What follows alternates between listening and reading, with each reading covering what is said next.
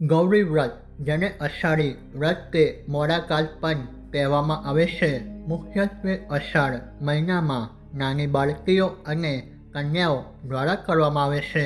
તો ચાલો વ્રતની શરૂઆત ક્યારે થાય? ગૌરી વ્રતની શરૂઆત અષાઢ સુદ અગિયારસ દેવપોઢી અગિયારસથી થાય છે. તારીખ 25 જૂન 2026 ગુરુવારથી આ વ્રત પ્રારંભ થશે. આ દિવસે જવારા વાવીને પૂજાની શરૂઆત કરવામાં આવશે.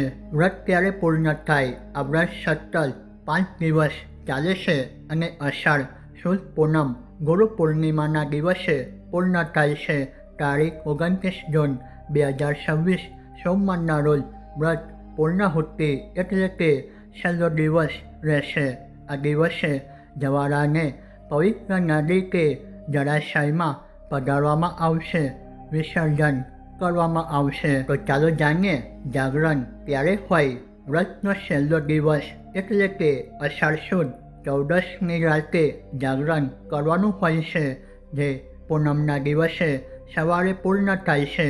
તારીખ 28 જૂન 2026 રવિવારની આખી રાત જાગરણ કરવાનું રહેશે. આ વ્રત દરમિયાન કન્યાઓ મોડું અને મીઠા વગરનું ભોજન લેશે, તેથી તેને મોડાકાલ પણ કહે છે.